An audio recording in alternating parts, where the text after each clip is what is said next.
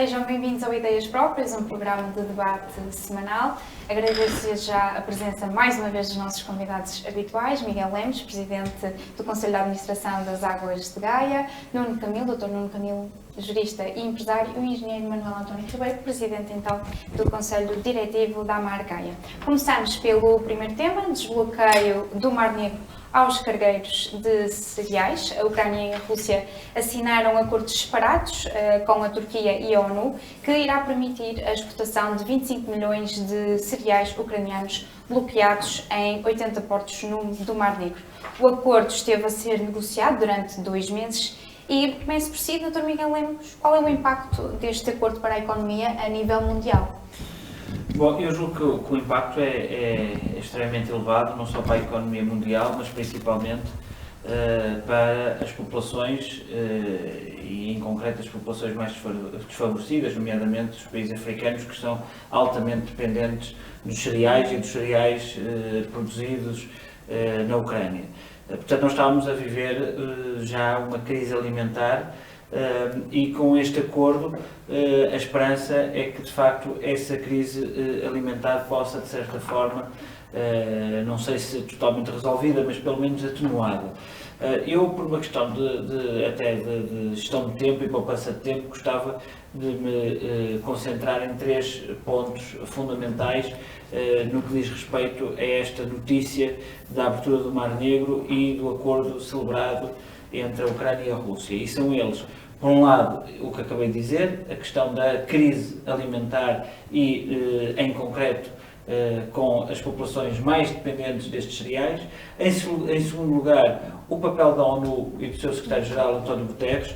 Eu julgo que, desde o início do conflito, a ONU e o secretário-geral António Guterres foram, de certa forma, pela opinião pública e também até por alguns jornalistas, criticados por uma certa inação, e o que se vê é que a ONU e o seu secretário-geral, por dois momentos durante este conflito, tiveram um papel ativo e fundamental na resolução de 2 situações muito complexas. A primeira foi precisamente a questão em Mariupol e do cerco à Azovstal, em que de facto a intervenção das Nações Unidas permitiram a saída, conforme certamente nos lembramos, a saída de civis e também dos militares que estavam cercados neste complexo industrial, e portanto o papel das Nações Unidas foi fundamental para que à época esse problema fosse resolvido. Eu digo à época, e abro aqui em parênteses, de facto este conflito já se prolonga há muitos meses e parece que já foi realmente há muito tempo atrás esta questão de Mariupol e não foi assim há tanto tempo quanto isso. E agora o papel da ONU e de António Guterres na mediação deste acordo, em que teve também a Turquia como, portanto, protagonista e intermediário. E, portanto, eu gostava de destacar, de facto, aqui o papel das Nações Unidas, que, de uma forma, eu diria, de diplomacia à moda antiga, quando a diplomacia hoje é muito avaliada pelo número de notícias que dá, antes até dos próprios acordos, portanto, quase que as negociações são feitas no mediatismo da imprensa, e, de facto, aqui assistimos a um silêncio absoluto por parte das Nações Unidas durante meses e meses de negociações e que permitiu estes resultados que agora aqui observamos. Portanto, para dizer que nem sempre os holofotes e as colunas mediáticas favorecem, de facto, a negociação diplomática, e, portanto, está aqui de parabéns às Nações Unidas e o seu secretário-geral, António Guterres, que ainda para mais é português e nós devemos sentir orgulho nisso. E depois o terceiro ponto é que este acordo histórico permite, a meu ver, também a manutenção de canais diplomáticos abertos, apesar de termos assistido àquelas imagens de enorme tensão em que os acordos, inclusive, foram assinados de forma separada, mas, em todo o caso, é importante manter as conversações, manter os canais abertos, e permite-nos ter aqui uma eventual esperança de que ainda é possível uma negociação da paz relativamente a este conflito. E, portanto, termino com palavras de António Guterres, que no discurso que selou este acordo referiu que aquela embarcação, a primeira embarcação que saiu do porto de Odessa, transportava 2 bens essenciais: milho e esperança. E, portanto, de facto, o milho fundamental para aquilo que acabei de dizer, relativamente à questão da crise alimentar e a esperança que nós possamos ter a paz, esperemos o mais breve quanto possível. Nuno Camilo, concorda que estes acordos podem então ser um sinal de esperança para a paz? Antes de mais, muito boa tarde a todos. Eu, quando olho para este tema, fico bastante satisfeito porque, na verdade, é um passo gigante. Primeiro porque as Nações Unidas, como já foi dito, estava um bocadinho cinzenta face àquilo que era o desempenho que se esperava, mas, na verdade, António Guterres tem este paradigma dele que é discreto, reservado, mas eficaz, e prova disso também foi a forma como ele foi eleito, também de uma forma muito reservada e eficaz. Agora, vem-se a denotar que a ONU realmente teve aqui um papel preponderante, e ainda bem, e a declaração de António Guterres é uma declaração muito feliz, não é? Quando ele fala na questão da esperança. Eu devo dizer que, neste momento, eu acho que todos nós estamos com esperança que se possa resolver Rússia e Ucrânia, e já estamos com medo de que possa haver China e Taiwan. Portanto, o que eu vejo aqui, essencialmente, é que António Guterres vai continuar a trabalhar bastante para continuar os canais diplomáticos e para resolver os problemas que o mundo está a criar de uma forma muito, eu diria que com falta de bom senso, às vezes. Engenheiro, concorda com esta falta de bom senso que... Há muita falta de bom senso, há uma estratégia clara da Rússia em manter este conflito. Eu queria dividir isto este tema em duas partes. Primeiro, positivamente, já foi dito aqui tudo, relativamente inclusive ao secretário-geral da ONU, que tem tido um papel fundamental neste conflito. E quanto a isso tudo dito, eu acrescentaria que todo este acordo, há de facto aqui uma intenção por trás da Rússia, que é usar esta abertura para poder, em África, conquistar aliados devido à necessidade que as pessoas têm deste bem essencial. Por isso, por um lado positivo, é de facto um marco neste conflito. A ONU está, de facto, tem todo o mérito neste resultado.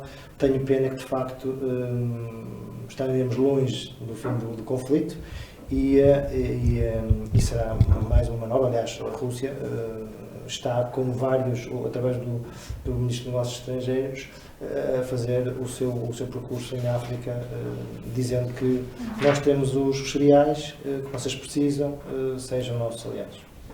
Um acordo que então tem estas duas vertentes. Passamos então ao segundo tema, a poupança de energia. O Governo está a preparar medidas obrigatórias para casas, comércios, transportes e indústrias. Está a ser elaborado então um plano para que Portugal então consiga cumprir parte do acordo da poupança de energia estabelecido pela Comissão Europeia. O plano estará pronto no final de agosto, com vista a aumentar então as reservas de gás natural para o inverno. As medidas são de caráter obrigatório e terão coimas associadas. Dr. Nuno Camilo, o que é que significa este plano?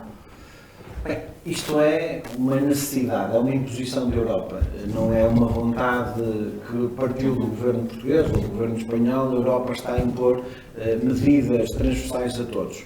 Neste momento, aquilo que eu olho é para uma janela de oportunidade, que é, se vamos, por um lado, reduzir aquilo que é a atividade empresarial e a atividade do próprio Estado, podemos ter aqui uma janela de oportunidade, por exemplo, para implementar os 4 dias de trabalho. Porque, quer queremos, quer não, vai sensibilizar novamente as empresas e as entidades do Estado para aquilo que é o teletrabalho, para reduzir o consumo de energia em diferentes sítios, para haver menos deslocações de pessoas, para haver menos consumo de energia, por exemplo, no ar-condicionado. Portanto, isto será uma boa oportunidade, no meu entender, forçada, como é óbvio, mas para implementar estes 4 dias de trabalho. Outra questão que eu acho que é relevante é que também é uma maneira forçada de ajudar as famílias, se calhar, a fazerem as famílias, as empresas e as entidades, a fazer uma racionalização melhor da gestão da energia, não é? Nós vemos hoje que existem um conjunto de campanhas de sensibilização, vemos até a própria EDP a lançar campanhas muito agressivas relativamente às pessoas para terem painéis solares, para terem sistemas de energia alternativa, mas na verdade nós muitas vezes deixamos ligada à televisão em stand-by, deixamos os eletrodomésticos, temos coisas a carregar fora de tempo e deixamos, e isso vai ajudar também a obrigar as famílias a racionalizar do ponto de vista da produtividade. Há setores de atividade, e isto é que era importante o Governo estar sensível para isso, há setores de atividade que não podem deixar de laborar. Porque o que é deixar de laborar? Existem fábricas que trabalham 24 horas, se elas tiverem paragens, aquelas que têm fornos, quer dizer, só o tempo de desligar o forno para depois passar a ligar 12 horas, depois, quer dizer, o custo de pôr aquilo outra vez a funcionar e de entrar no ritmo de produtividade é muito complicado. Portanto, tem que haver este ponto de equilíbrio. Eu devo dizer que há países que já estão sensíveis para estas matérias e acho que nós estamos a preparar, o Governo está a preparar um conjunto de medidas para empresas, famílias e para as entidades do Estado e que não pode descurar setores de atividade que requerem e que têm custos elevados para a ativação daquilo que é a sua atividade. Exatamente. Doutor Miguel Lemos, e as queimas associadas, como é que isto funcionará? Bom, como funcionará ainda não sabemos, porque o Governo solicitou à Agência para a Energia realmente um pacote de medidas que, segundo a imprensa, demorará cerca de 15 dias a ser apresentado. Agora, eu julgo que se tem caráter obrigatório, naturalmente para ser obrigatório tem que haver alguma penalização associada ao não cumprimento, porque senão não é obrigatório, é apenas uma recomendação. Eu julgo que esta matéria é uma matéria quase que de necessidade, por um lado, pela necessidade, com base no já falado hoje conflito e que pelo receio do corte de energia do gás russo à Europa, e nós inclusive até já falámos aqui no programa relativamente ao acordo e às medidas adotadas pela União Europeia, e quando falávamos aqui no programa ainda não tinha sido a reunião do Conselho, portanto não sabíamos ainda o que se ia passar, mas felizmente, e digo com alegria, até para a manutenção do projeto europeu, que a Europa e a União Europeia chegou a acordo, nomeadamente os países que à partida estavam contra a proposta original, portanto também aqui uma vitória da União Europeia ter conseguido conciliar vontades e ter chegado a acordo, e portanto nós temos de ser solidários, como aqui já dissemos neste espaço. Temos de ser solidários, os países da União Europeia têm que ser solidários uns com os outros, com as devidas características que foram, entretanto, adaptadas ao acordo, e, portanto, eu julgo que vai ser inevitável que nós tenhamos também em Portugal medidas para a redução de energia, do consumo energético, da poupança.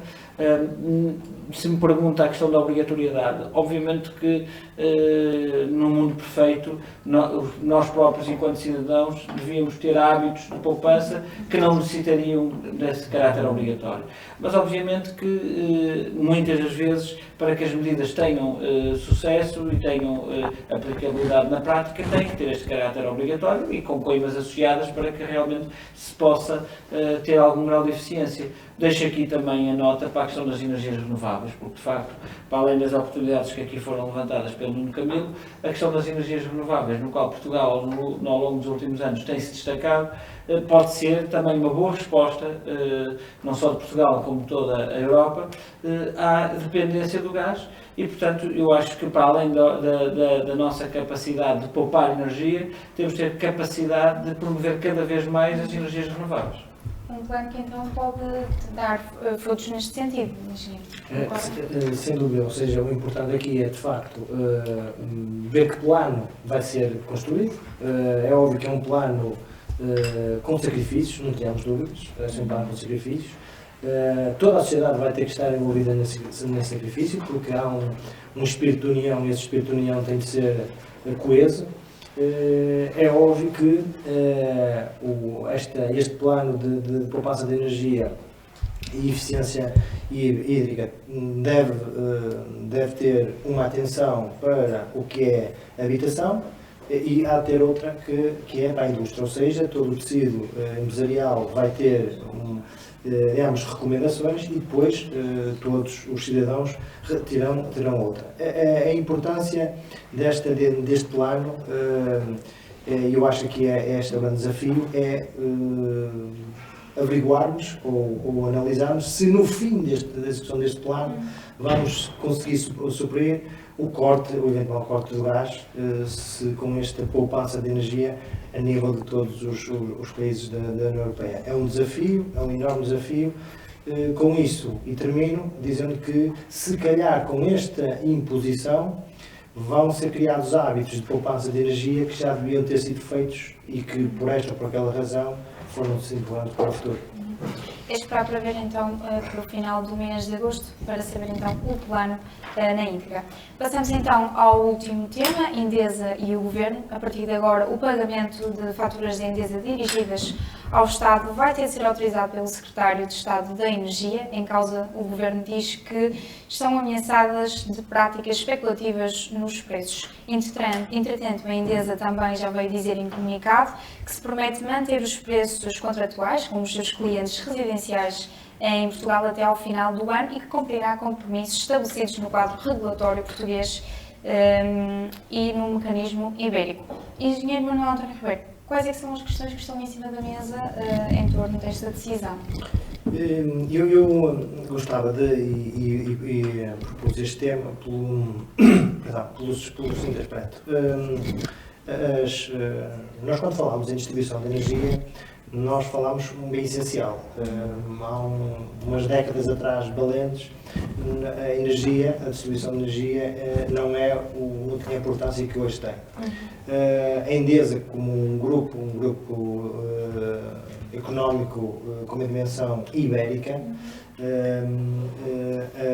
tem uma obrigação, deve ter uma obrigação, não só empresarial, como é óbvio, porque é uma empresa privada, mas também deve ter, e aliás, e a prova de que deve ter, e admitemos essa abordagem, essa abordagem foi que logo depois do despacho do Primeiro-Ministro teve a necessidade de dizer que afinal não vai ser aumentado até antes de 31 de dezembro.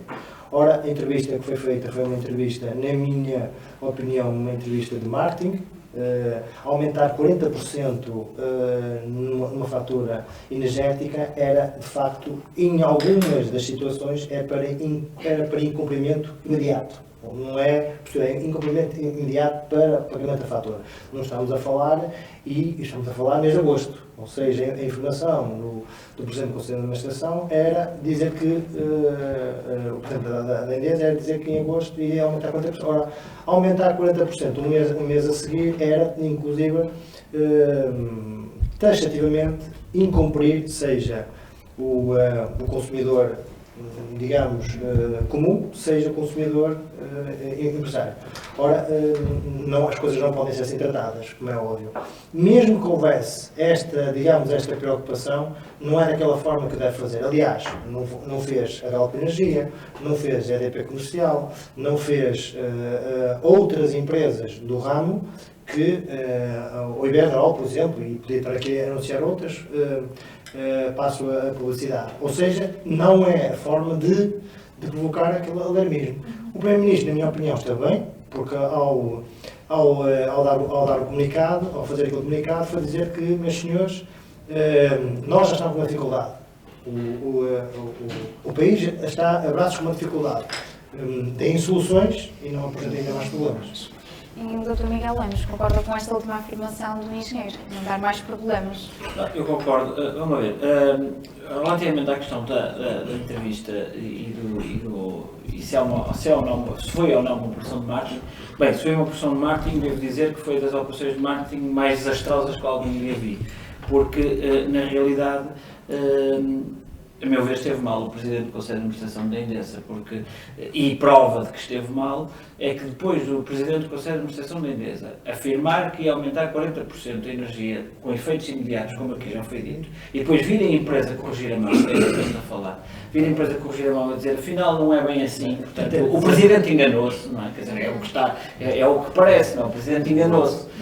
Portanto, eu acho que, de facto, o Presidente do Conselho de Administração da Endesa teve uma entrevista que foi, do ponto de vista, vamos esquecer até que a componente, vamos dizer, mais política, que já aí vou, mas do ponto de vista comercial, foi um absurdo completo, porque, quer dizer, aquilo que parecia que o Presidente do Conselho de Administração queria era que os clientes fugissem, não é? Que fossem a correr a mudar os seus contratos para a EDP, para a Iberdrola, para não sei o quê, para todas essas, porque estamos no mercado liberalizado e ainda bem que estamos. Portanto, se uma empresa aumenta 40% dos preços, eu vou mudar de empresa no mercado liberalizado. Portanto, até dá a ideia que ele se esqueceu que estava no mercado liberalizado. Isto para seguir ao ponto de que os arautos até de um certo liberalismo, que vêm depois criticar ferozmente o Primeiro-Ministro por ter, de certa forma, posto um travão relativamente a esta questão, acusando, enfim, de gerência na componente empresarial. Eu acho que o Sr. Primeiro-Ministro esteve bem, por uma razão simples, porque de facto houve aqui uma matéria de uma certa regulação que o regulador não foi capaz de responder a tempo e horas à situação, nem conseguia. E portanto o Primeiro-Ministro o que veio dizer foi de certa forma um aviso à navegação, não podendo dizer a uma empresa privada que não podia aumentar os preços, disse: naquilo que nós mandamos, que são as contas que nós pagamos, nós vamos conferir as faturas e aconselhamos que os restantes portugueses também o façam. Portanto, foi um género num aviso à navegação, que pelo visto até correu bem, porque a empresa a seguir veio dizer que afinal não vai aumentar os preços. Portanto, quando nós aqui, neste programa e noutros fóruns, reclamamos do Governo que deve ter programas concretos relativamente ao aumento da inflação, ou à questão das dificuldades que aí vêm por via do aumento das taxas de juros, etc. E depois vimos criticar uma ação concreta do Governo a controlar esse aumento de preços, neste caso na energia. Portanto, a meu ver, mal o Presidente do Conselho de Administração da Endesa, a meu ver, bem o Primeiro-Ministro de Portugal. Doutor Nuno Camilo, concorda com os dois? Isto hoje vai animar. Bem, e a primeira questão, eu acho que os presidentes do Conselho de Administração de algumas empresas estão a padecer de cansaço. Se nós nos recordarmos, ainda temos o Presidente do Conselho de Administração de uma empresa de produtos alimentares, veio dizer uma coisa relativamente ao aborto e depois veio dizer que aquilo era uma operação de marketing que eu fiz, mas depois até correu mal, depois teve que vir remediar-se. A mim preocupa-me, o que eu acho que está aqui em causa são duas questões. Uma é que o Governo não controla, porque se controlasse não precisava ter um Secretário de Estado a controlar as faturas. Okay? Se o Governo andasse a controlar o que anda a fazer, não precisava dizer agora que deram este alerta vamos controlar esta informação. Isso é a primeira questão para mim. A segunda questão é que aqui as entidades reguladoras é que têm um papel preponderante, que é como é que é formado o preço. E além de como é que é formado o preço, o cartel que existe relativamente aos grandes grupos. Porque nós, quando chegamos às telecomunicações, só muda o logotipo. Os preços são iguais, o serviço é igual. Nós, quando chegamos às empresas do setor da eletricidade, a coisa é quase a mesma. Um tem a hora noturna, em vez de ser às 10h30, às 10h40, ou 10h50, ou 11, os preços andam ali muito próximos. Mas a mim o que me preocupa essencialmente é que é verdade que os preços estão a aumentar consideravelmente e o Governo, eu acho que isto de pôr tipo um fiscal a ver o que é que deve ser feito, deve ir mais longe do que isso e deve estar neste momento preocupado em arranjar medidas para conseguir ajudar as famílias carenciadas, porque nós temos a tarifa social, mas isso não vai chegar, e as empresas, porque sem este binómio a coisa não vai funcionar. E se nós não tivermos aqui medidas de combate e de ajuda àquilo que é o crescimento dos preços, por um lado no regulador a controlar e no outro medidas que possam ajudar a financiar este aumento dos preços, porque o Governo nesta altura do campeonato não pode só se limitar a controlar a fatura. Isto quase que parece antigamente aqueles senhores com umas braçadeiras que recebem a fatura e o Secretário de Estado vai controlar. E depois há aqui uma coisa que eu vou dizer, eu se fosse da Endesa ficava indignado por uma coisa, então os fatores da Endesa é que são os únicos menos bons e as outras empresas vão aumentar os preços como já aumentaram e ninguém os controla a eles, só as faturas da Endesa é que são controladas, portanto, Ninguém aumentou o 40%. critério... Ninguém aumentou 40%. Mas eu devo dizer que se eu fosse Presidente do Conselho de Administração e se no dia seguinte viessem-nos autorizar, eu metia baixa e ia para as Maldivas durante 3 meses. Durante 3 meses. Porque é inaceitável alguém dizer que vai aumentar 40%, depois a equipa vem dizer... Um mês depois. É quando Depois vem dizer aqui é meio ano, é não, mesmo. e 2 dias depois vem dizer a equipa dele Certo. que afinal aquilo não é bem assim, que houve aqui um erro. Portanto, o senhor tem é que ir embora, não é? Mas pronto, ficamos a saber que o Governo agora também tem sistema de fiscalização e controle nas faturas. Ainda É bem. uma gestão musculada. É uma gestão muscular. Este então foi o último tema. Passamos agora ao destaque semanal. Começamos por si, Engenheiro António Ribeiro. Qual é o seu destaque? Eu tinha, como estamos no fim da primeira temporada e vamos agora de férias, eu excepcionalmente vou pôr 2 destaques. Peço imensa desculpa aos colegas, mas vou dar. O primeiro destaque, hoje a viagem de Mário Ferreira ao espaço. Então, acho que é um marco, é o primeiro português a ir ao espaço e a curiosidade de qual é a sensação de ter essa viagem. E a segunda é a realização da primeira Noite Branca em Gaia, 9 e 10 de setembro. Ou seja, são estes os meus 2 destaques desta semana. Dr. Nuno Camilo? Sim. Bem, eu hoje dava um destaque a este livro. Este é um livro que fala-nos do cérebro eficiente, 8 semanas para treinar a memória, o foco e a velocidade mental, porque eu acho que nós, na sociedade, estamos-nos a desfocar daquilo que deve ser a nossa essência. E o pessoal anda mais cansado, e aqui tem um conjunto de boas práticas, escrito por uma psicóloga que é Sandra de Carvalho Martins, e deixo uma sugestão e desejo boas férias a todos. E terminamos então com o Miguel Lemos. Hoje, mais do que uma sugestão, é mesmo um apelo, e tendo em conta aquilo que hoje aqui também falámos, do problema energético, hídrico, mas concentrando na questão hídrica e das mais recentes notícias, o meu apelo é que de facto nós todos possamos também ser responsáveis no nosso consumo de água e, portanto, que nos lembremos de fechar ligeiramente a torneira, tomar banho, se calhar uns segundos menos do que habitualmente fazemos, ir fechando a torneira à medida que vamos lavando os dedos. Portanto, pequenos gestos, pequenos passos, mas que no final do dia e no conjunto de todas as famílias permitem poupar muitos metros cúbicos de água, o que nos dias que correm é absolutamente fundamental. E boas férias. A primeira temporada de Ideias Próprias fica por aqui e voltamos então brevemente.